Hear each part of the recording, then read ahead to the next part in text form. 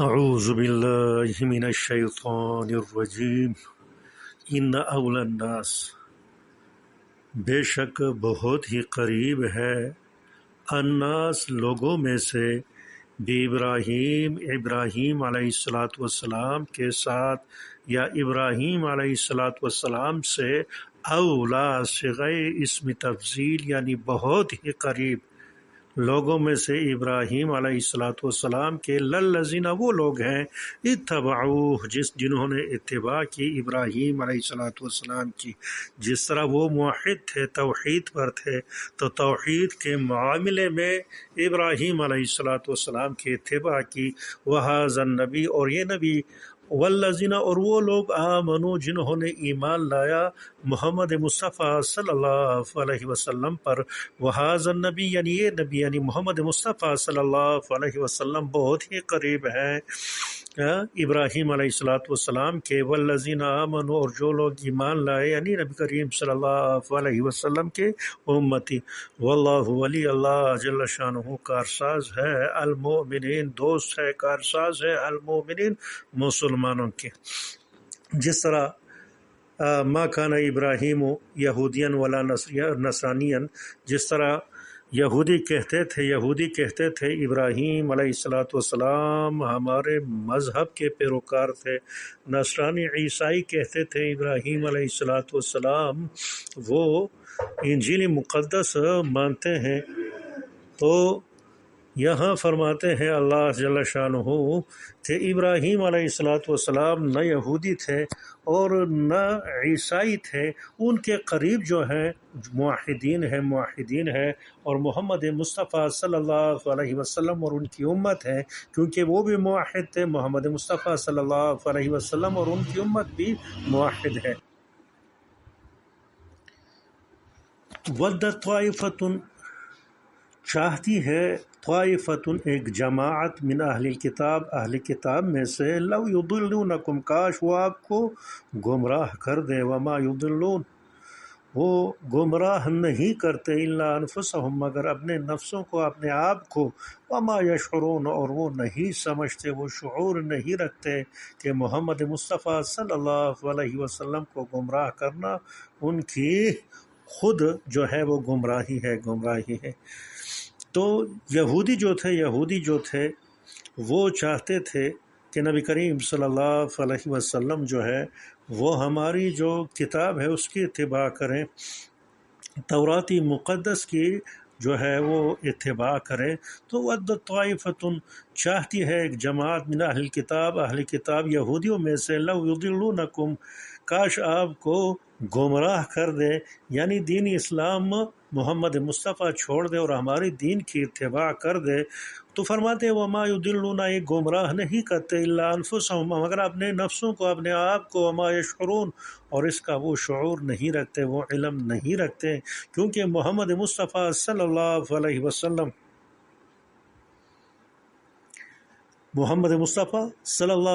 وسلم کی جو صفات ہیں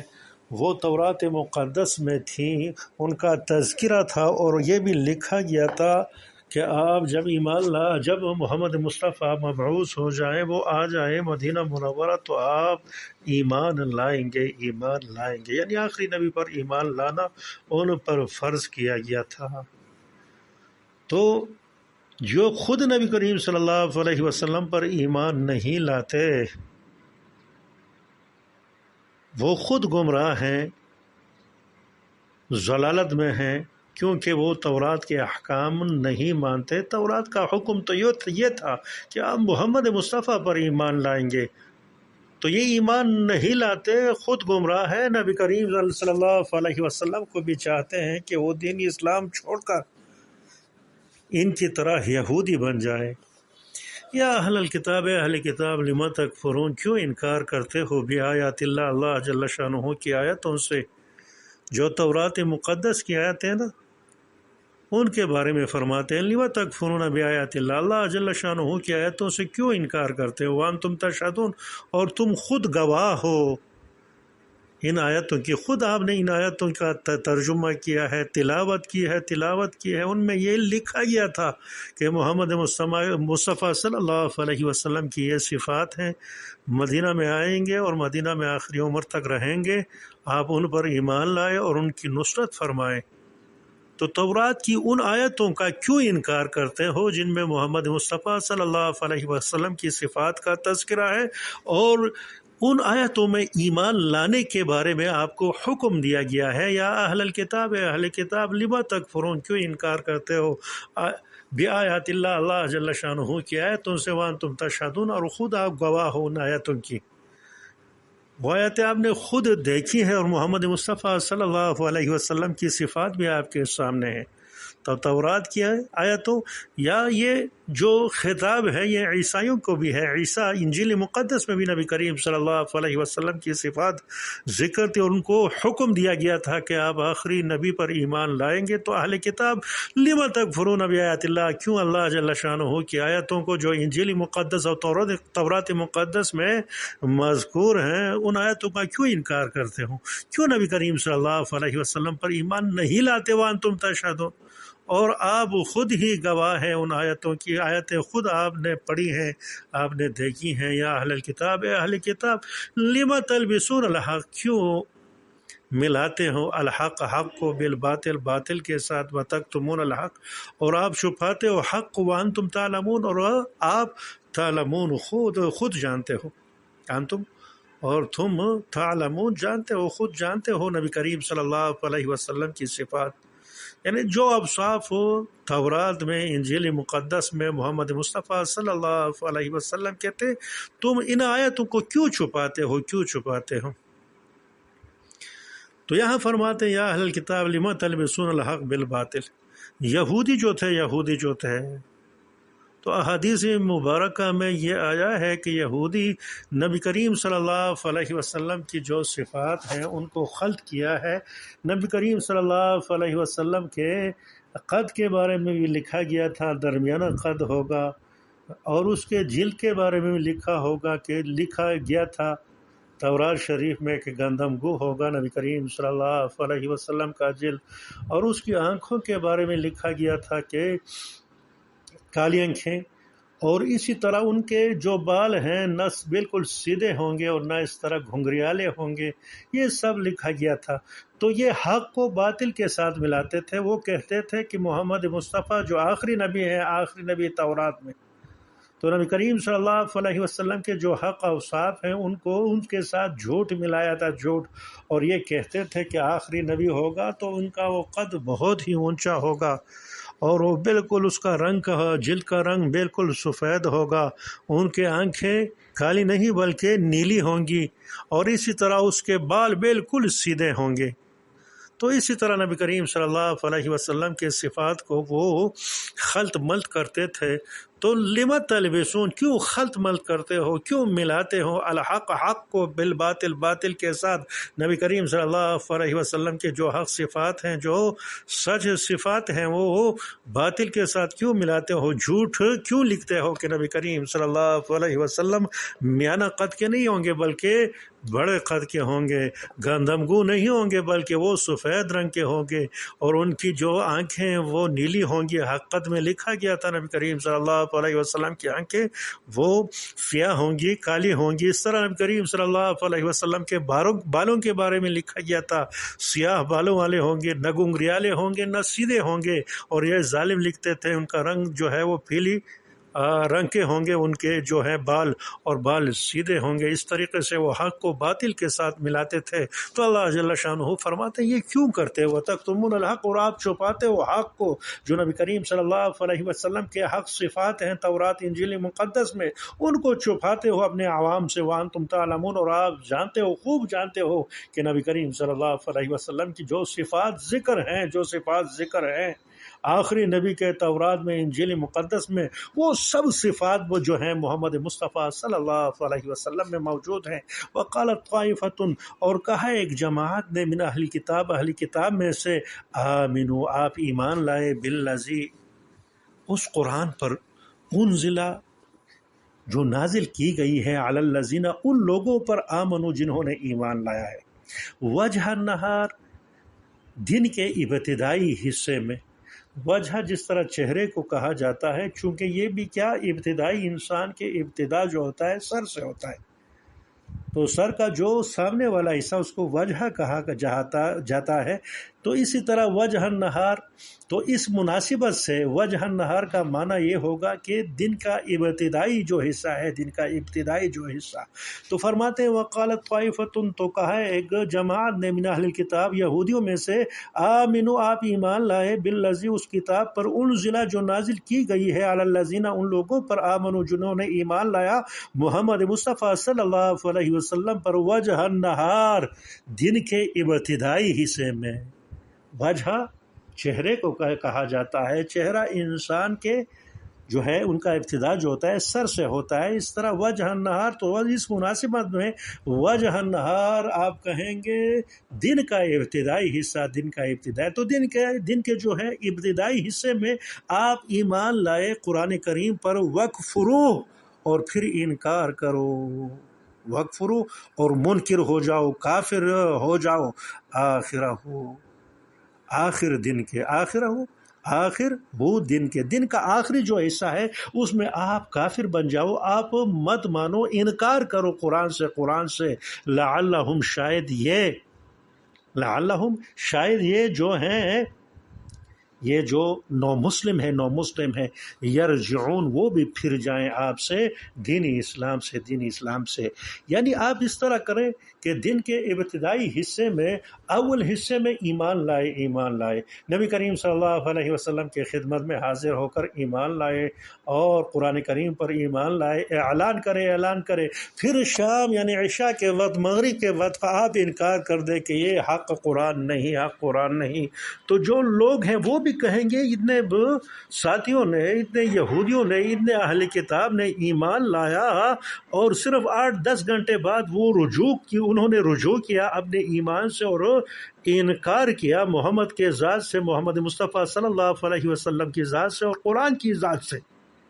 تو ان لوگوں کے دلوں میں جو نو مسلم ہیں ان کے دلوں میں بھی یہ بات آ جائے کہ اس میں کوئی مسئلہ ہے، وہ بھی شک میں پڑ جائیں گے اور قرآن چھوڑ دیں گے، محمد مصطفیٰ کو چھوڑ دیں گے، وہ واپس یہودی بن جائیں گے یا واپس کافر بن جائیں گے۔ اس طریقے سے شکوک اور شبہات پیدا کرنے کے لیے یہ یہودی یہ معاملہ کرتے تھے، ایک جماعت تشکیل دی انہوں نے اور یہ طریقہ اپنایا کہ دن کے ابتدائی حصے میں انہوں نے ایمان لایا، آخری حصے میں انہوں نے انکار کیا تاکہ جو نو مسلم ہیں ان کے دل میں جو ہے وہ شک پیدا ہو جائے، تردد پیدا ہو جائے اور وہ واپس دین سے یعنی دین اسلام سے پھر جائیں۔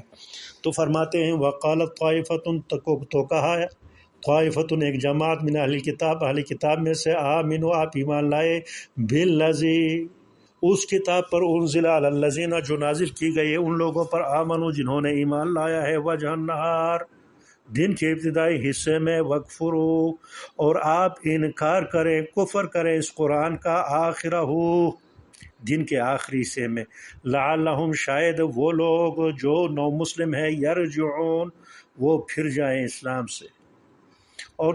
دوسرا یہ کہتے تھے اپنی جماعت کو، جو یہودیوں کی جماعت تھی نا، ان میں جو لوگ وہ حق تسلیم کرنے کے لیے تیار بیٹھے ہوئے تھے، ان سے کہتے تھے کہ آپ محمد مصطفیٰ پر ایمان مت لائے، آپ ایمان نہ لائے محمد مصطفیٰ پر، حالانکہ وہ جانتے تھے کہ محمد مصطفیٰ صلی اللہ علیہ وسلم حق رسول ہیں، مگر وہ حسد ان کے دل میں تھا کہ یہ قرآن کیوں دیا گیا ہے محمد مصطفیٰ صلی اللہ علیہ وسلم کو۔ یہودیوں میں اگر یہ کتاب دی جاتی تو ٹھیک ہے، محمد مصطفیٰ صلی اللہ علیہ وسلم کو یہ کتاب کیوں دی گئی؟ اس وجہ سے، اس حسد کی وجہ سے وہ ایمان نہیں لاتے تھے اور لوگوں کو کہتے تھے آپ بھی ایمان مت لائیں، نہ لائیں قرآن کریم پر، محمد مصطفیٰ صلی اللہ علیہ وسلم پر، اور یا اس وجہ سے وہ کہتے تھے، لوگوں کو منع کرتے تھے کہ روز قیامت یہ لوگ یہ ہمارے جو جماعت میں جو مسلمان ہوئے ہیں تو وہ کہہ دیں گے اللہ جل شانہ کے سامنے، اقرار کریں گے، گواہی دیں گے کہ ہم نے ایمان لایا اور ہماری جماعت کو، تمام جماعت کو، یہودی جماعت کو جو ہے نا، ان کو بھی پتہ تھا کہ محمد مصطفیٰ صلی اللہ علیہ وسلم آخری نبی ہیں. یا جو مسلمان ہیں، مسلمان یہ دلیل پکڑیں گے کہ یہودیوں کی جماعت میں فلاں آدمی انہوں نے ایمان لایا. معلوم یہ ہوتا ہے کہ ان یہودیوں کو دین اسلام پہنچا تھا اور وہ یقین رکھتے تھے کہ محمد مصطفیٰ آخری نبی ہیں، قرآن آخری کتاب ہے. کیونکہ یہودیوں میں ان لوگوں میں ان چند لوگوں نے ایمان لایا، ان کو معلوم تھا کہ قرآن اور محمد مصطفیٰ صلی اللہ علیہ وسلم جو ہیں حق ہے.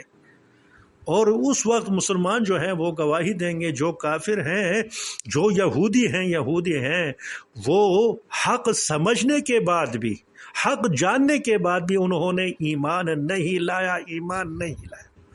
تو اس وجہ سے یہودی جو تھے وہ لوگوں کو منع کرتے تھے کہ آپ جو ہے ایمان مت لائیں. روز قیامت جو ہے یہ مسلمان آپ سے دلیل پکڑیں گے کہ فلاں آدمی نے جو ہے ایمان لایا اور باقی جو لوگ تھے یہودی انہوں نے ایمان نہیں لایا. معلوم یہ ہوتا ہے کہ صحیح تعلیمات جو ہے محمد مصطفیٰ کے وہ پہنچ گئے تھے یہودیوں کو، اور یہودی ان کو حق بھی جانتے تھے، کیونکہ یہ چند لوگ مسلمان ہو گئے ہیں اور باقی لوگ جو تھے بدبختی کی وجہ سے وہ یہودی بن گئے، یہودی ہی رہے، تو اللہ جل شانہ ان کو عذاب دیں گے. اس وجہ سے وہ کہتے تھے آپ ایمان مت لائے محمد مصطفیٰ پر، کیونکہ روز قیامت وہ دلیل پکڑیں گے آپ کی ایمان لانے کی وجہ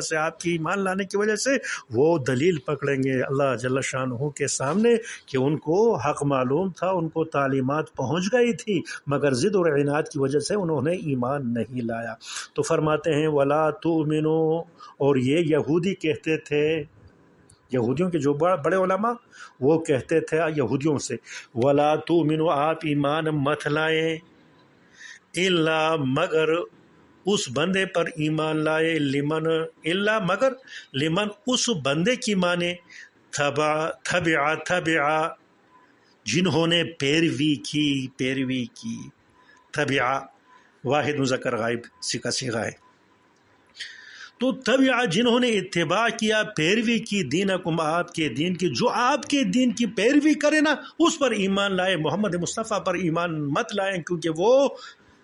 یہودیت یعنی آپ کے دین کی جو ہے پیروی نہیں کرتا. وَلَا تُؤْمِنُوا، یہودی علماء عوام سے کہتے تھے وَلَا تُؤْمِنُوا، آپ ایمان نہ لائے، آپ جو ہیں نہ مانے الا مگر اس بندے کا مانے، لمن اس بندے کا تبع دینکم جو پیروی کرتا ہے آپ کے دین کی جو پیروی کرتا ہے صرف اس کی بات مانے. قل کہہ دیجئے ان الہدا، بے شک ہدایت جو ہے خود اللہ، وہ اللہ جل شانہ کی ہدایت ہے. دین وہ ہے جو اللہ جل شانہ کے دین ہے، جو محمد مصطفیٰ پر اللہ جل شانہ نے نازل کی ہے. جو محمد مصطفیٰ صلی اللہ علیہ وسلم پر جو دین نازل کی ہے، جو قرآن نازل کیا ہے، وہی اصل دین ہے. قل کہہ دیجئے ان الہدا، بے شک ہدایت جو ہے خود اللہ، وہ اللہ جل شانہ کی ہدایت ہے جو قرآن اور اسلام کی شکل میں ہے. اور اب ادھر وجہ بیان کرتے ہیں. جو علماء یہ کہتے تھے کہ آپ ایمان نہ لائیں، آپ پیروی نہ کریں، آپ بات نہ مانیں مگر اس انسان کی مانیں جو صرف آپ کی دین کی اتباع کرتا ہے. تو وہ اس وجہ سے یہ کہتے تھے کہ ایوتا کہ دیا گیا ہے احدن ایک آدمی کو مثل اس جیسی اوتی تم جو آپ کو دی گئی ہے. اے یہودیوں، آپ کو جو کتاب دی گئی ہے، آسمانی کتاب تورات شریف جو دی گئی ہے، اسی طرح آسمانی کتاب دیا گیا ہے ایک آدمی کو، یعنی محمد مصطفیٰ صلی اللہ علیہ وسلم کو. یعنی اس میں اعتراض ہے کہ محمد مصطفیٰ صلی اللہ علیہ وسلم کو کتاب کیوں دی گئی؟ جس طرح ہم کو کتاب دی گئی ہے تورات مقدس، اسی طرح یہ قرآن بھی ہم میں سے کسی ایک پر اللہ جل شانہ نے نازل کیوں نہیں کیا؟ تو فرماتے ہیں جو حسد اور عناد جو ہے اور لوگوں کو منع کرنے کی جو ہے وجہ بتاتے ہیں کہ وہ وجہ یہ ہے ان یہ کہ یوتا دیا گیا ہے احد ایک انسان کو یعنی محمد مصطفیٰ کو مثلما اس جیسی کتاب اوتی تم جس طرح آپ کو دی گئی ہے او یحاجوکم یا ایمان آپ مت لائیں یہ اس وجہ سے کہ یحاجوکم آپ سے پھر بحث مباحثہ کریں گے جھگڑا کریں گے آپ سے عند ربکم اللہ جل شانہ کے سامنے اے یہودیوں آپ ایمان مت لائیں کیونکہ روز قیامت وہ آپ سے بحث مباحثہ کریں گے کہ آپ کو حقانیت معلوم تھی آپ کے چند افراد مسلمان ہو گئے تھے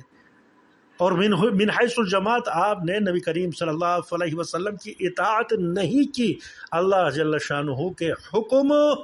پہنچنے کے بعد بھی آپ کو معلوم ہونے کے بعد بھی آپ نے اطاعت نہیں کی تو اس طرح نہ ہو جائے کہ مسلمان آپس کے ساتھ جھگڑا کریں اور روز قیامت جو ہے دلیل پکڑے ان لوگوں کی وجہ سے جو لوگ مسلمان ہو گئے ہیں او یحاجوکم یا جھگڑا کریں آپ کے ساتھ عند ربکم اللہ جل شانہ کے پاس یعنی اللہ جل شانہ کے سامنے آپ سے وہ جھگڑا کریں گے کہ فلاں آدمی نے ایمان لایا تھا اور باقیوں نے ایمان نہیں لایا تو معلوم ہو رہا ہے کہ جس نے ایمان لایا ہے اس طرح اس کے خاندان کو بھی حقانیت معلوم تھی حقانیت واضح تھی اسلام کی قرآن کی محمد مصطفیٰ کی مگر انہوں نے بدبختی اور شقاوت کی وجہ سے ایمان انہوں نے نہیں لایا تو اے لوگوں اے یہودیوں کی جماعت آپ ایمان مت لائیں روز قیامت آپ کی وجہ سے وہ دلیل پکڑیں گے اور اللہ جل شانہ ہم کو عذاب دیں گے تو قل کہہ دیجئے ان الفضل بے شک فضل جو ہے بید اللہ اللہ جل شانہ کے ہاتھ میں ہے جس کو اللہ جل شانہ فضل کر دے جس پر دیکھیں میں نے آپ کو بتایا فضل کہتے ہیں عطاء جاری یعنی دینا تو قل کہہ دیجئے قل کہہ دیجئے محمد مصطفیٰ صلی اللہ علیہ وسلم ان الفضل بے شک یہ دینا جو ہے یہ عطاء جاری جو ہے بید اللہ اللہ جل شانہ کے ہاتھ میں ہے جس کو اللہ جل شانہ نبوت دے جس کو قرآن دے تو یہ فضل و کرم جو ہے صرف اللہ جل شانہ کے ہاتھ میں ہے یعنی اللہ جل شانہ اس فضل و کرم کے مالک ہیں یؤتی اور دیتے ہیں اللہ جل شانہ اپنے فضل کو من اس انسان کو یشاء جسے چاہے اللہ جل شانہ یؤتی ہی دیتے ہیں اس فضل کو اس نبوت کو اس کتاب کو من اس انسان کو یشاء جسے اللہ جل شانہ چاہے قل کہہ دیجئے ان الفضل بے شک جو فضل ہے یہاں فضل اعطاء جاری کا معنی لغوی تو یہاں فضل جو ہے نبوت ہے اور قرآن ہے قل کہہ دیجئے ان الفضل بے شک نبوت اور قرآن بید اللہ اللہ جل شانہ کے ہاتھ میں ہے کیونکہ اللہ جل شانہ نے جب نبوت دی اور قرآن دیا محمد مصطفیٰ صلی اللہ علیہ وسلم کو اس وجہ سے وہ حسد میں مبتلا ہو گئے تو اللہ جل شانہ جواب میں فرماتے ہیں قل کہہ دیجئے ان یہودیوں سے ان الفضل بے شک جو فضل جو ہے عطاء جاری یعنی نبوت اور اسی طرح قرآن کریم بید اللہ اللہ جل شانہ کے لا ہاتھ میں ہے یعنی اللہ جل شانہ ان کے مالک ہیں یؤتی ہی دیتے ہیں اپنا فضل من اسے یشاء جسے چاہتے ہیں واللہ واسع اللہ جل شانہ وسعت والے ہیں ان کے خزانے بہت وسیع ہیں علیم وہ باخبر ہے جس کو دینا چاہتے ہیں اسے دے دیتے ہیں اللہ جل شانہ یختص وہ خاص کرتا ہے برحمت ہی اپنی رحمت کے ساتھ من جسے یشاء اللہ جل شانہ چاہتا ہے یختص خاص کرتا ہے برحمت ہی اپنی رحمت کے ساتھ یہاں رحمت سے مراد یہی نبوت ہے اور قرآن ہے جس طرح نبوت اور قرآن جو ہے انہوں نے خاص کیا محمد مصطفیٰ صلی اللہ علیہ وسلم کے ذات کے ساتھ اس کے بارے میں فرماتے ہیں یختص اللہ جل شانہ کے وسیع خزانے ہیں وسیع خزانوں کا مالک ہے جسے دینا چاہے اسے دے دیتے ہیں یختص